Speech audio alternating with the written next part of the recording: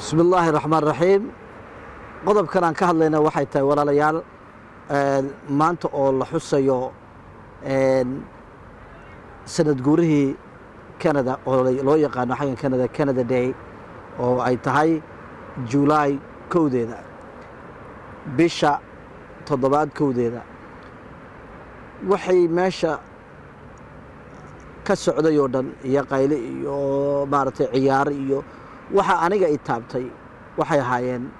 markii laga hadlayay dadkii ay lahaayeen wadanka u soo dhintay amba wadankooga dhisay in maantaba anaguba aan ku faa'iideysanayno. Nous prions, O great God, you who are the creator and the sustainer of all things. We humbly pray that you will be present with us on this day as we remember once again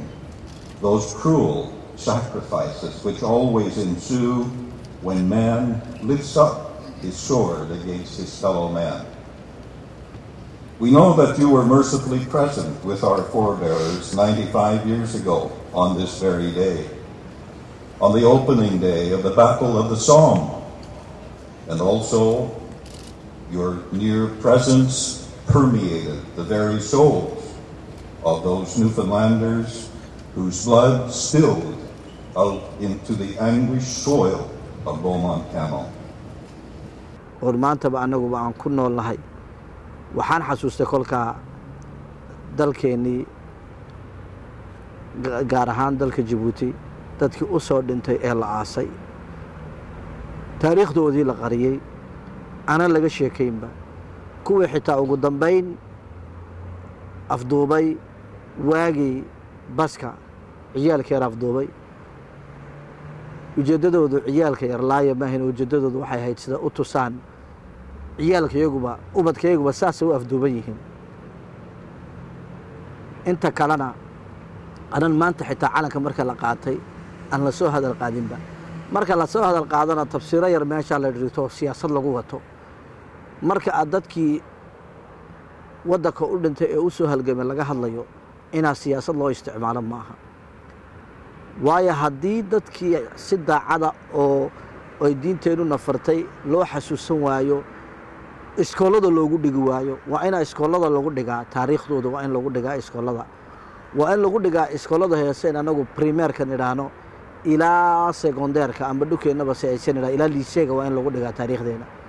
taariikh gaal anan xaarka baan iska meerino digool iyo balaayi maxaa naga galay anaga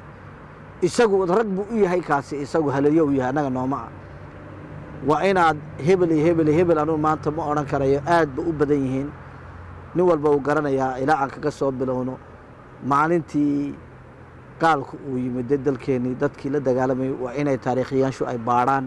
waa in iskoolada lagu dhigtaa saaba lagu xasuustaa waa in maartay sanad walba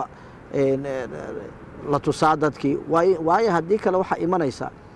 iminka dib jir kasta oo dalkeena maanta ku nool inuu yiraahdo maxaa ka gara dantaada oo baa laga faa'iideystay intaad aad guran kartay dalka lacagtaada guro oo meel dhigo oo dalka dhac maxaa taa keenaya kuwii hore marka la asaaso dalku marka wuxuu abuuraa dib jir munaafiq wariye beenaale iyo tuug xargagoysa oo dadka dhaca iyo niman aanan dhaaminba ma taqaana fadhi ku dararka madaxweynuhuna taa isaga u taala maanta hadduu taariikh fiican uu ka tagi waayo isaga iyo xasuusan doona laakiin wax fiican hadduu sameeyo uu kuwii ka horeeyay xasuusta hana u arkin kuwa qabri gale maanta dhintay haddii aad xaqiiqdooda ka sheegtid inay adiga ad ku masaxmaysid amba adigu ma taqaana taariikhdaada la dafirayo amba adiga siyaasad ahaaneed inay dhibaato ku keenayso kuma keenayso gaalada waxaan xasuustaa qoraaladan akhrin jirnay marka liida laga sheekan jiray gumaysigu markay caanada ay nasiyeen madaxda Afrikaanka waxay ku oran jireen geesigii hore hadaad ka sheekaysid dadku way ku nacayaan shay dadku ku nacayaan geesigii hadaad qartid waxa ku nacayaan waa been waa niman munaafiqad badan munaafiqadooda kula soo galayaan waayo qofka dhintay sabab uga cabsan ba qabriga ku jiraaba ilaahay buu hortaagay maanta yagana hanu duceyno ilaahay iyagana mataqaanaa jannadii firdowsa ka waraabiyo dadkii u dhintay ee u dagaalamay reerahooga iyo ubadkooga uga tanaasulay si ay dadkooga xorriyad u helaan in la xaqiro oo laga hadli waayo horta waa nasiib darro waana dembina ilaahay iyagana jannadii firdowsa ka waraabiyo faatixada umara دعاء ومر الفاتحة محمد بسم الله الرحمن الرحيم الحمد لله رب العالمين